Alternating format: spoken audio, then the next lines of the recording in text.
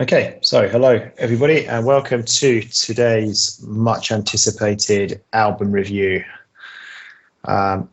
If you are Will CD, that is. Today's album review sees us review our third album from the one and only Harry Styles. It's Harry's House today. So we're going to go and have a look at the request from Will CD. So let me just share the screen. Okay, so if we start from here, Harry's House, his latest album released last May, became Harry Styles more popular than ever. The album was a departure of his rock, progressive and pop rock 70s sound of the self-titled and Fine Line. They're the two albums we've already done.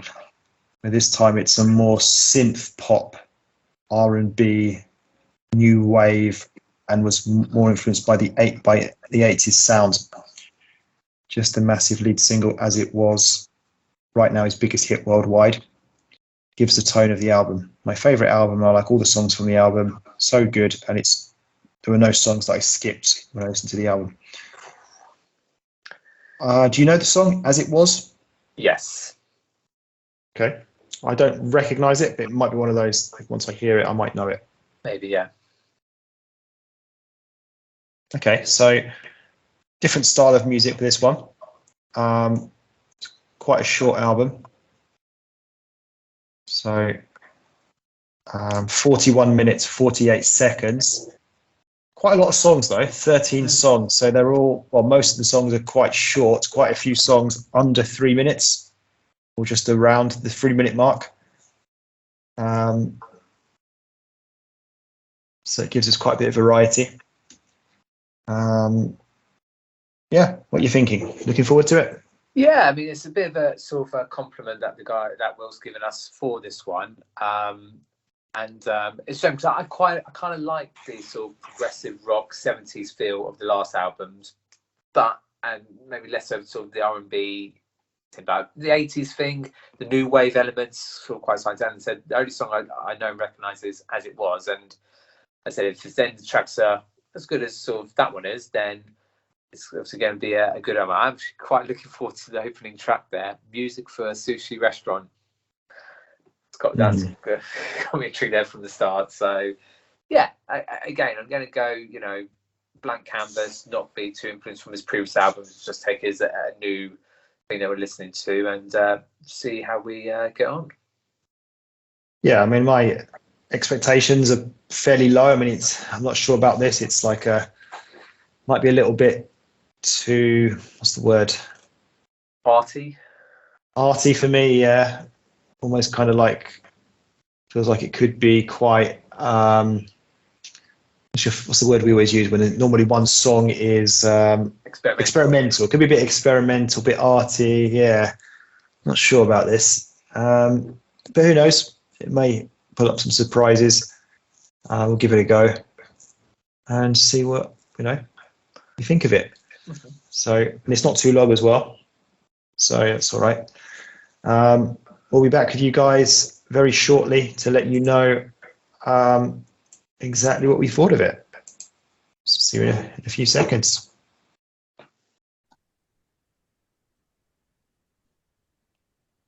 Okay, so we've now listened to the album.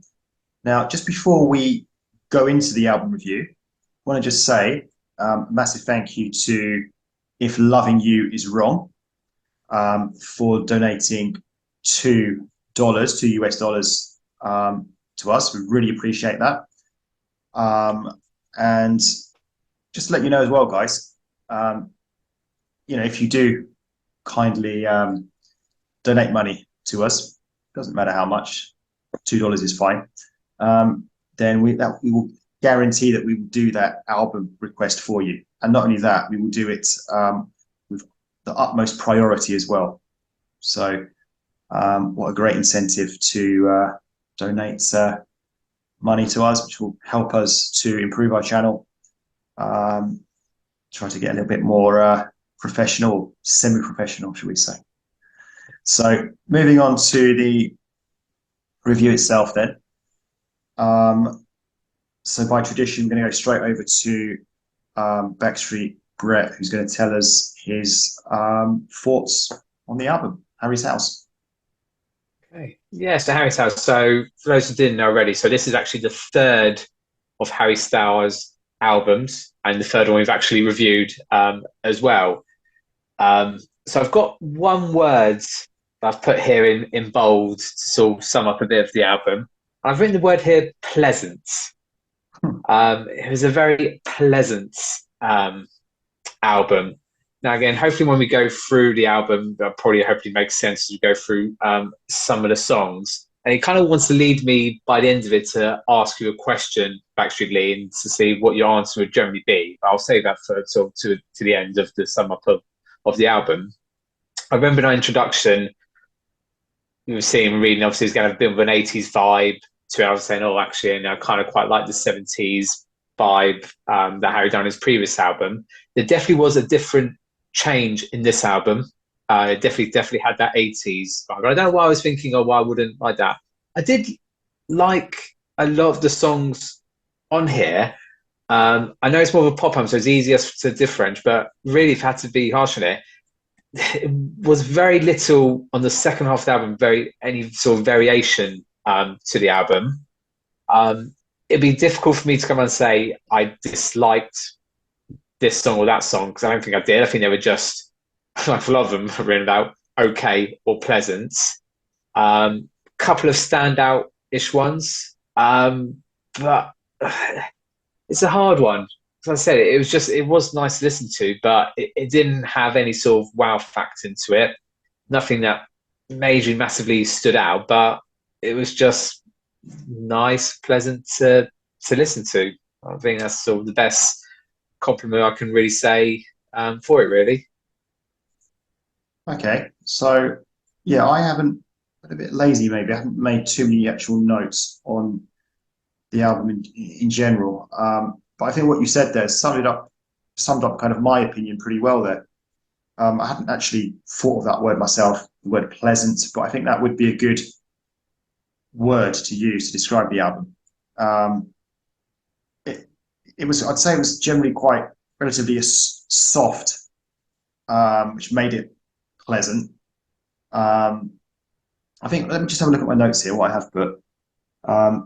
So what I liked about it was that the songs are generally quite short, because it was a short album, but quite a lot of songs for such a short album. So generally quite short songs. And the way I describe it is kind of like artistic pop music. It's not really, we've mentioned this before on certain albums. I can't remember if it may have previously been on one of the two albums we've done of, what's he called? Harry Styles. Harry Styles. Well, it may have been other albums where, even though it's like pop music, it's pop music. It's not that kind of what I would describe as like commercial pop. It's not like sort of. He's not making songs. Basically, what I'm trying to say is he's not making songs that are going to be like #1 in the album charts. It's not that kind of like music, is it? Do you know what I mean? It's a little bit more niche, I'd say. Rather than Yeah, I don't interrupt that. I totally agree with what you're saying. It'd be interesting because when we get to like a couple of the release songs, we'll maybe have a little discussion about that, because I totally agree with what you're saying. And maybe we're getting a bit older, or maybe we're just a bit different. Maybe, things have obviously changed a lot to what we would like appreciate, sort of pop catchy music. But I said we'll talk a little bit about that as we get to a certain song to discuss now. Yeah, that maybe also play a part in it, our age. So I maybe unlike you, I didn't really pick up a kind of on a 80s vibe. I didn't really think about, oh, this sounds a little bit kind of retro. Not really. I didn't mind the album. It was all right, because like you said, it was pleasant. It was nice enough to listen to, inoffensive. So I did quite like it to some extent. And there's a few decent songs on there as well. So I definitely say I preferred it rather than disliked it, if you see what I mean. But not like massively. I'm like a great lover of it, but it was decent enough, I'd say. So the first track, Music for a Sushi Restaurant, I've described as jazzy, finding the song hard to describe. In terms of lyrics, didn't really see much to it. It was more about the instrumentals. I thought it wasn't bad for an introduction song, but hoping for better as the album goes on. So I kind of gave it the benefit of the doubt, basically, because it's the first song on the album. Just a bit of an intro, really, but not bad for an intro, but hoping for better. Yeah, really unusual sort of first one there, and even just with the sort of the title of the song, I've put here this could be in Glee. So anyone who's probably watched Glee will probably get that reference a lot more because it had a sort of a cappella as sort of fun, upbeat kind of song. Normally, when we generally find, and when we see with the first track, that normally sets the tone for the rest of the album. But I think this is probably the only time really we've had it where I don't think it set the tone there much at all. This could really probably be the experimental song in some regards, as I normally say, from the album. What I noticed as well, and I've noticed with a couple of other tracks, that it doesn't sound like Harry Styles. It doesn't sound like a Harry Styles album. Really hard to differentiate. Like I said, if someone played this, I wouldn't think this was Harry Styles who is singing this. And I wasn't sure about some, but it did grow me by the end. Like I say, it did have that sort of happy, enjoyable kind of feeling to it. There's like little lines here I've put here, like, excuse me, green tea, music for a sushi restaurant. And I think, like I said, I didn't pick up on a lot of lyrics. I have put some there, but not for most of the songs. But I think this one, I think it's just lyrics don't think seem to have that too much deeper meaning into there. But yeah, nice, good sort of opening track. And like I said, I did enjoy it more as the song went into it. So next up, we had Late Night Talking, which I've described as jazzy pop music. Has a feel-good feel to it. A fairly simple song, relatively short, but pleasant enough. Yeah, it's probably what's going to be said for most of the songs as we probably go through. I know you said earlier in your introduction, obviously you didn't get a bit of an 80s vibe, and I think it's hard because generally with the 80s, there's so many different genres and different styles. Like you can look at it sort of like pop, like rock ballads, and then you've got like the electro techno kind of music. And then I think there's this kind of sort of other 80s side of things, which is where I sort of reference with some of this Harry Styles stuff, where it's what might be classed as sort of like lounge music for the 80s. It's just this sort of pleasant, okay kind of thing. Again, I find it hard to know that it's sort of Harry still singing on this one here. This was actually a release song. It was alright, and a bit like with the previous song. Wasn't sure of it at first, but I did time to enjoy it a little bit more by the end. But I think it was just a bit of it was an okay, good album song. It almost got a little bit catchy. Pleasant. Like I said, it's going to be, don't do a drinking game of the word pleasant in this video. We say a lot. As I was going to say, it almost had a sort of a catchy chorus to it as such. And like I say, it did grow me more as the song went on. But again, just a good sort of a song for the album. So track 3 was Grape Juice. A very chilled song. Has a relaxed singing vibe to it. And maybe some kind of voice effects going on, or unusual type kind of way of singing, perhaps. That's all I've got for that one. Pleasant enough, I suppose you could say. Yeah, here we go. Pleasant. No, so I've put a little side note here about Harry really enjoying using a bit of fruit in some of his titles of songs. I was going to put in the spot and see if you remember any of the other titles of fruits in his other songs, but I'll help you out. But yeah, he's had one called Cherry, he's had one called Kiwi, and he's had one called Watermelon Sugar. So does like to get a bit of a fruit theme in his songs. And this is a little bit obscure in terms of reference, but I was getting the vibe of Paul McCartney and the Wings. This is Paul McCartney after he's left the Beatles, who also got criticised of just doing nice, pleasant songs, believe it or not. And this is where I think things sort of came through to it, really. Just nice, simple, rhyming words. It's just nice little music from there. I actually get to the point where actually maybe it's because it was a bit boring in some regards. And yeah, definitely have that sort of voice effects. Again, it's still really hard to tell it's Harry who's actually singing with this one. But that aside, again, it was a nice, I think I would say just a good song for the album. So next up we had As It Was. So I think this is the one we were talking about that you said you knew when we were in the introduction. And I said, I'm not sure about this one until I hear it. So as soon as it came on, I thought, okay, this sounds familiar. And I realised, yeah, I know this song, but don't know it that well.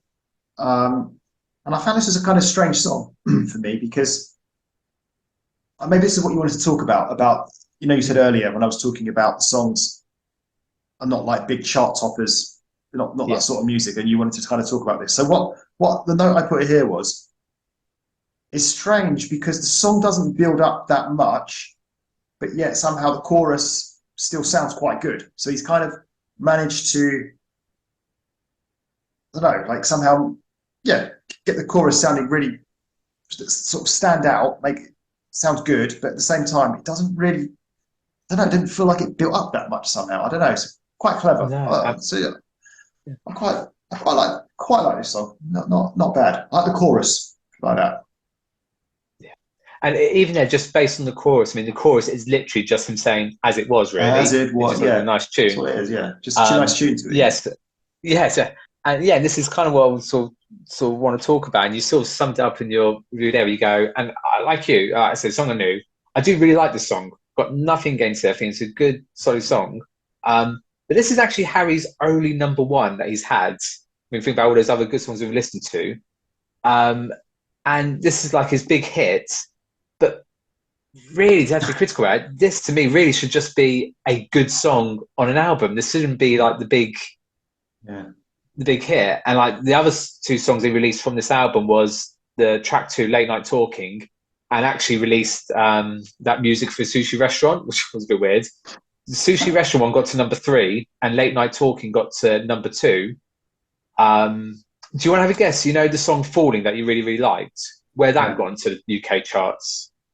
17th. That's a good guess. Yeah, it got to 15th, really. Okay. So it seems strange. So like I said, I really like the song. There's a big hit. I think it really should just be a standard song on an album, really, not like the big massive hit from that. And that's probably where sort of the album comes from, where you think, well, actually, it's a pleasant album because it's got songs like that which is just all the way through. And I said looking for the big hitters, and this class is one. It also got into number 1 in the US charts as well, but it is just a nice, pleasant song, and it is better than that. I'm trying to, but so basically, you're saying you're surprised it made it to number 1 in the charts.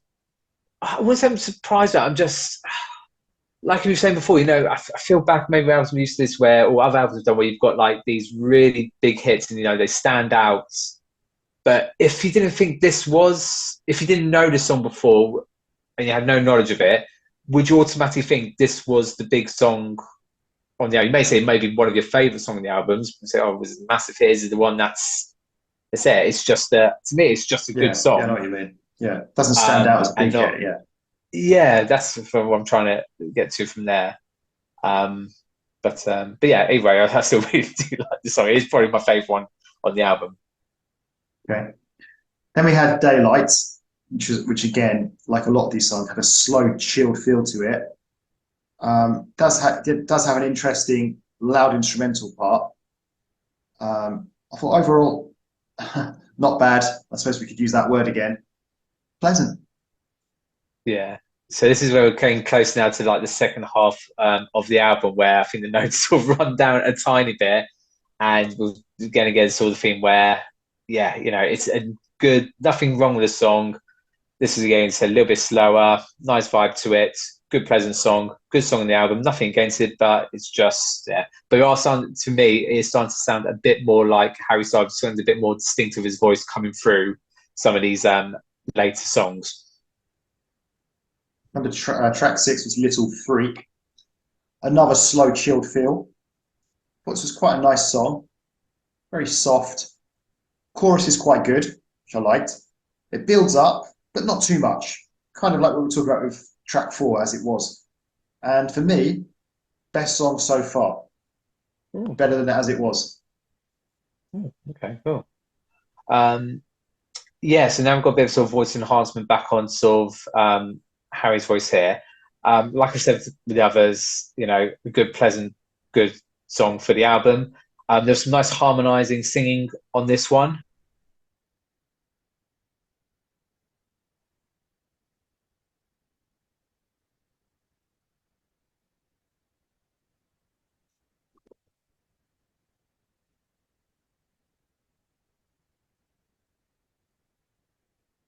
It did build up and it's a good little song. Okay, can you hear me? Yep, can you hear me? Yeah, I can. Okay, fine. Let's go on to the next one. Can you hear me?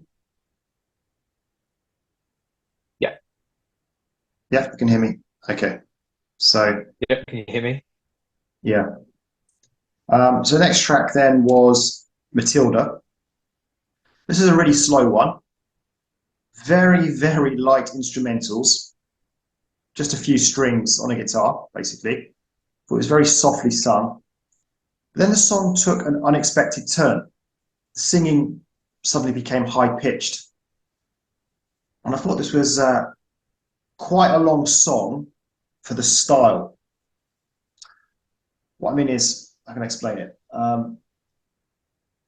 Maybe a little bit too long for such a simple kind of style of song. If that makes sense.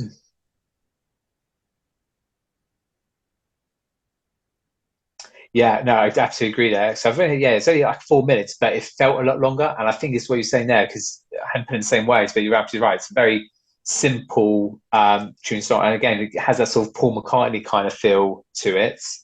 Um, Again, nice and pleasant, very relaxing, really enjoyed listening to. It felt very British, quite UK sort of feel to it. And again, because we can hear more sort of Harry's voice more distinctive in this. And I also just put another little side note here going, if there's any girls called Matilda who are fans of Harry Styles, they'd probably absolutely love this song. This was, again, just a really nice song. You can imagine it's being written about them.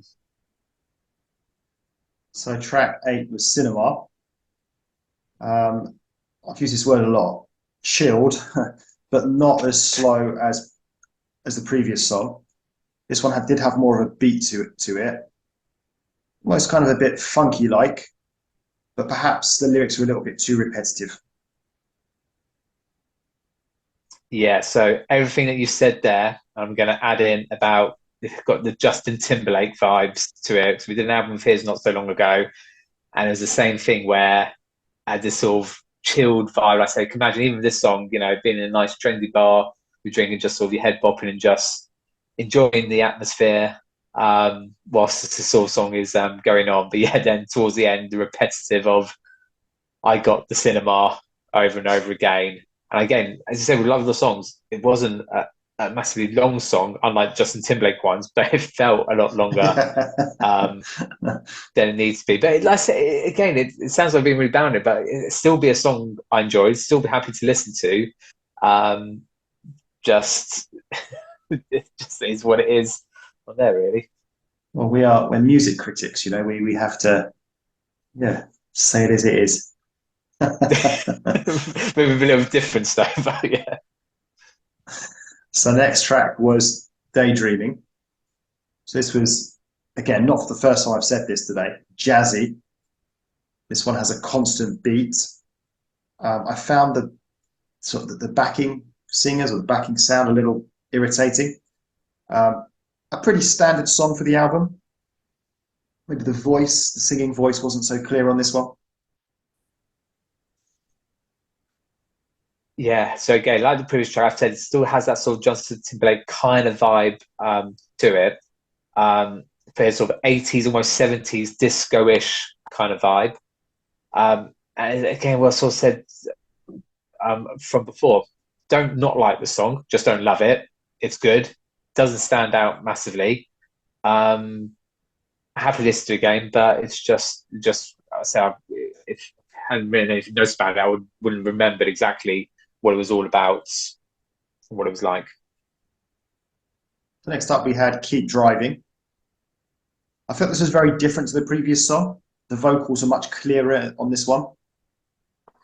The song was pretty low key, quite liking the mellow chorus. And for me, this is one of the best songs on the album. Oh, yeah, I also actually really like this one. This is where I got the phrase "pleasant" from. This is where I first wrote the word "pleasant" in inverted commas on this one. And again, referred back to sort of Paul McCartney in the lyrics, and actually made note because again the vocals were a lot clearer in this one, so I managed to pick up on some of the lyrics. So you've got the start of things where it does some very pleasant thing, and then it takes a bit of a still has the same nice tune, but then it has a darker turn. So there's like the first part where should we keep just driving? Maple syrup, coffee, pancakes for two, hash brown, egg yolk. I will always love you. Nice, pleasant. That's kind of the vibe of the song. But no fruit. No fruit mentioned at that point. There probably had been fruit mentioned somewhere else in there. Probably just saved it for the title. So you've got to imagine. So something like that, you can imagine a nice sort of happy, upbeat, nice sort of vibe there. And then that same sort of tune, but then takes a different sort of tone when it goes about then cocaine, side boob, choker with a sea view, look alike, bad name. A bit, yeah, but that's it. I'm glad you sort of really like the song. It's one of your favourites on there, and it is again a good, enjoyable song. Okay. Track 11 was Satellite.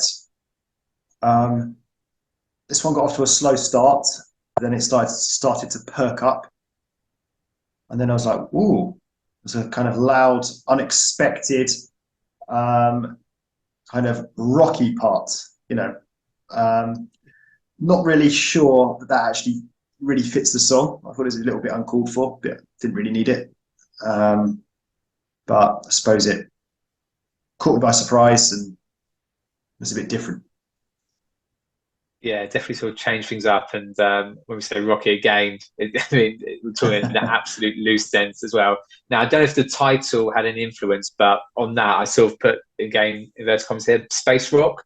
It did kind of have that sort of kind of space rock kind of feel, which we've looked at previously as well. Slow vibe, chill, apart from obviously it built up there. And like I kept saying with the others, another nice, good, pleasant song for the album. Could be classed a bit boring, but again, that's maybe because we're getting to this later stage of the album and we haven't had that sort of much variation come through. Okay, so then we had Boyfriends. So I think this one's a little bit similar to, let me just find it. A little bit similar to Matilda in the sense of it's a real slow one, just a few strings on the guitar. I actually found this one quite. Can you hear me? Jello? Hello? Can you hear me?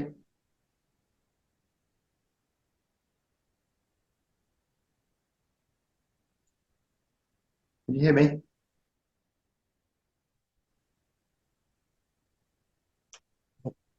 Can you hear me? Hello? Jello, can you hear me? I can hear you now. The last thing I heard from you was this is very similar to, and then it cut off. Okay. So yeah, I was going to say this is very similar to Matilda in the sense of it's also a slow one and it's just a few strings playing on the guitar. I actually found this song quite emotional. Now, I'm not one for understanding lyrics, as I've said many times on these album reviews. And if you notice, my comments are never really about the lyrics. But this one, I did pick up something about, looks like some alcohol problems, what I heard there. So, yeah, just a nice, kind of pleasant to listen to song, but with a kind of dark side. It felt a bit emotional. Yeah, it would actually be interesting. I probably would want to go back and actually go back through, actually have the lyrics up for that song, which I know is never what it's all about when we do is we kind of just take it. And if we do pick up on lyrics, we pick up on lyrics. Especially when I saw some dark ones in that one. I didn't pick up the darkness on this one here, but I can totally again feel that from there. I also put here, like, I can imagine because he was sort of singing, almost harmonized with another guy in the song. It wasn't anyone special on that.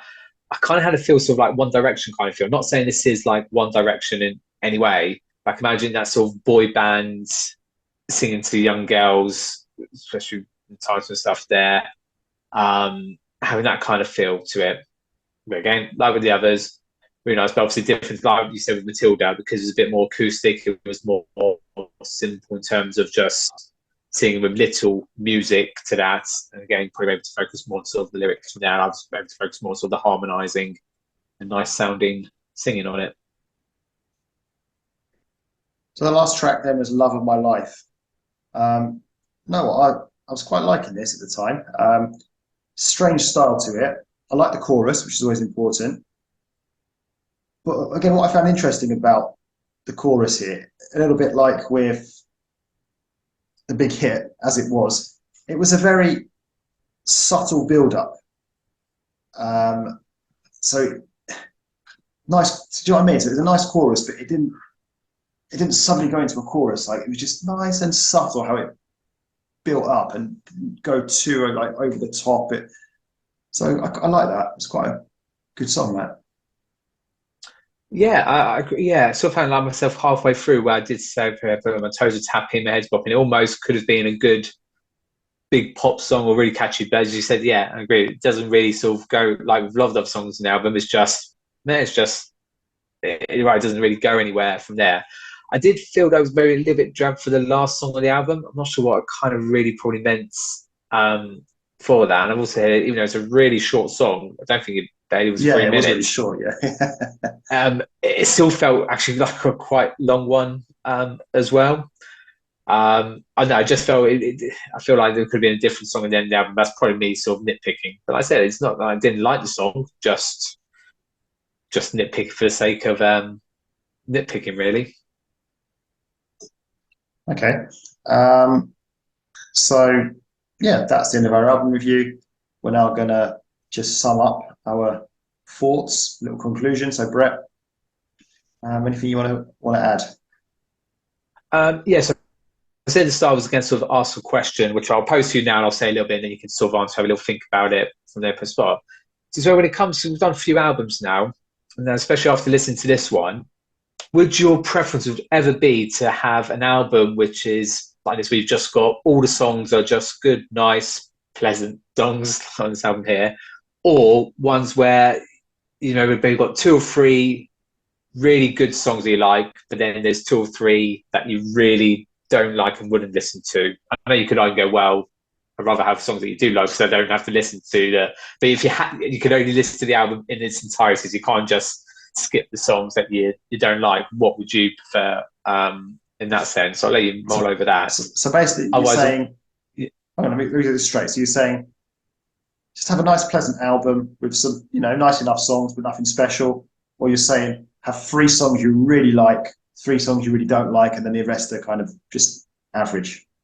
Yeah, I just threw three out just as a random sort of number. If you had like a track of 10, but the fact that you have a couple of songs which are really big, they really really love, and then but others you don't like, or just fun and average, and just having an album that's just on par across the board, really.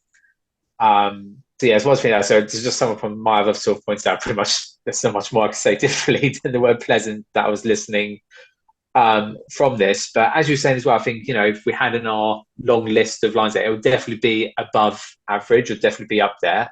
I would happily listen to this again. I feel I would have to, because without making notes, I probably wouldn't remember much of the songs we listened to that. And as I did say before, I would be interested to maybe actually go back and maybe look at with the lyrics and see, because I think for every song that has really unnecessary, probably means nothing lyrics, there's probably going to be some deep, meaningful ones as well. So, and I was trying to work out, like, do I prefer this one over the other two albums? And that's what kind of led to the question. Go, well, the other albums, the songs that stood out a bit more for me. So there. So I don't know. I think maybe overall, because it's the freshest one in mind, I probably would say this one, but I probably would need to go back and listen to all three again and really delve into it, decide which would be. Others, I think they're all very different in their own way. I would say they're all generally on par with one another in the same sense as well. Okay, so to answer your question, I thought about it. I think I'd go for an album like this where it's just pleasant, because if I wanted to listen to like three really good songs that I like, I just listen to them separately, or I'll put them on like a playlist. Whereas, I wouldn't particularly want to listen to not very songs that I don't like. So I think it depends where I am. If I'm just sitting on a train or something traveling, I'd rather just have just listen to a nice album. Okay, nothing stand out, but nothing terrible. So I think that's probably what I'd go for. And in terms of what I think,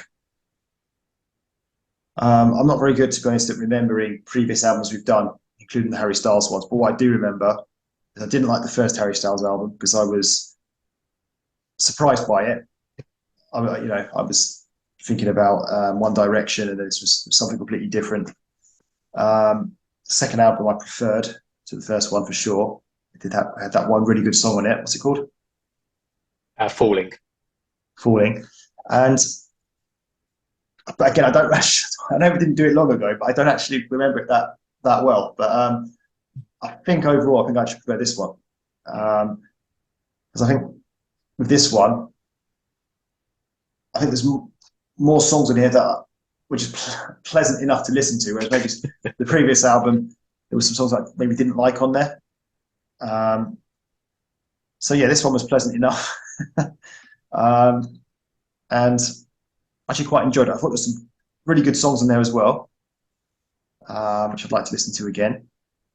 So yeah, overall, I'd say it's a relatively successful album. I was quite happy with it. So thank you for the request. We're about to get cut off from Zoom. So there you go. If you donate to us, we'll be able to pay for the full version of Zoom. We don't want to record on Zoom anyway. It's just we're having some microphone issues on Skype and not sure how to record off of Discord. So yeah. So anyway, guys, that's it from us today. Thank you for watching. Keep the requests coming, and we'll see you again soon for the next one. Ta-ra.